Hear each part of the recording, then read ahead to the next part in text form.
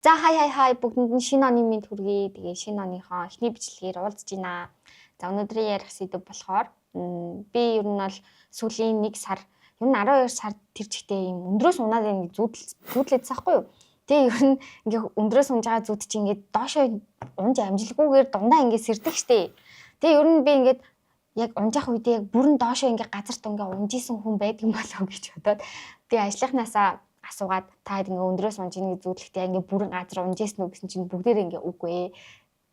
Ингээ дунд нь сэрдэгэ гэд тэгжилж байгаа байхгүй юу. Тэгээ би ингээд яг ингээ бүрэн ингээ доошоо унуулъя юу болт юм бол яг ямар мэдрэмж авд юм бол тэг яага ингээ бүрэн унахгүйгээр ингээ дунд нь сэрээд идэм бол гэдгийг бодоод тэгээ ер нь бол энэ бичлэгийг хийхэр шийдсэн. Та нар ч гэсэндээ тэгж бодож исэн бэлгүү дээ тий. Одоо яагаад ингэ өндрөөс унжих тэгээд гүйц дунхгүйгээр дунд нь сэрээд идэм болоо гэж.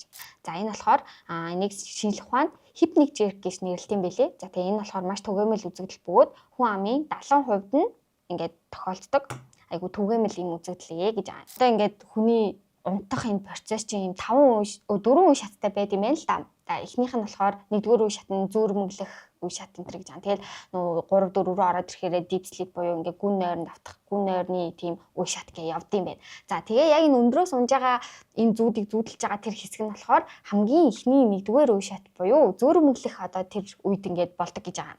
За энэ зүүрмэглэх үед яагаад энэ зүүдийг өндрөөс ундаг зүүдийг ингээ зүүдлээд байна вэ гэхээр яг таныг унтаж эхлэх үед бие махбод ийм амралтын байдалд шилжээд одоо унтах байгаа юм чи ингээ тарих цаа одоо ингээ унтах чинь ингээ бодож байгаа штэ. За тэгэнгүүт ингээ булчингууд мэдээж сулардаг гинэ. Одоо өдрийн турш ингээ ажиллацсан, алхацсан тий юм хийцэн энэ гар хөл ингээ бүхэл биеийн булчингууд ингээ сулраад ингээ өөрийгөө ингээ амраагаад бие маань өөрийгөө ингээ амраагаад тэгдэг. За тэгэнгүүт тархины одоо нэг хэсэг нь тэр суларж байгаа булчингийн процессыг ингээ өндөр зүйлээс ингээд унжийн ер нь бол унжийн гэдэг юм байдлаар хүлээж авдаг гинэ ингээд тийм дохио тархи руу ингээ очдог.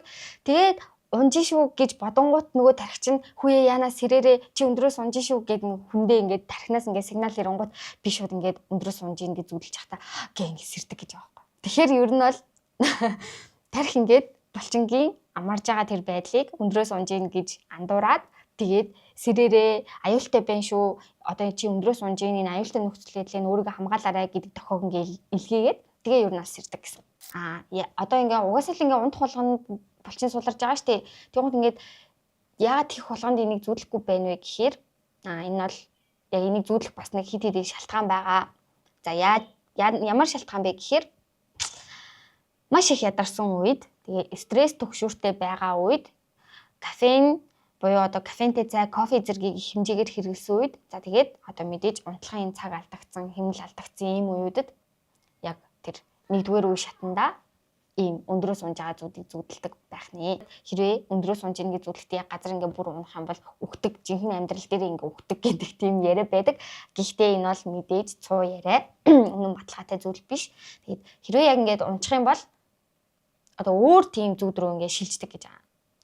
Одоо их тохиолдол. За тэгээ бас нэг зүудэнд болдог нэг хэцүү юм байдаг штэ. Энэ бүр баг ингээд өндрөөс унахаас ч илүү надад амар хэцүү, ядаргаатай, дарамттай санагддаг. За тэрний юу гэхээр ингээд зүудэндээ одоо хүнээс зүхтаах ч юм уу те эсвэл ингээ хурдан гүүх шаардлагатай хин нэг ингээ очиад ингээ барьж авмаар ч юм уу тийм мэдрэмжтэй ингээ гүүх гингот ингээ ерөөсө хөдөлж өгдөггүй шүү дээ бүр ингээ ерөөсө ингээ гүүж өгдөггүй тэгээ нөгөө хүн ингээ амар хурдан ингээ яваал идэг би ингээ наан ингээ амар хурдан амхандаа ингээ хурдан гүүх гэлах чи ерөөсө ингээ хөдөлж өгдөггүй тэр ямар учиртай юм болоо яагаад ингээ ерөөсө хөдөлж өгдөг юм болоо гэдгийг бас ингээ хайж үзлээ. За тэгсэн чинь мэдээж би ингээ зүудэн дотроо ингээ гүүж байгаа учраас ингээ тархинд чинь ингээ ажиллаад байгаа шүү дээ.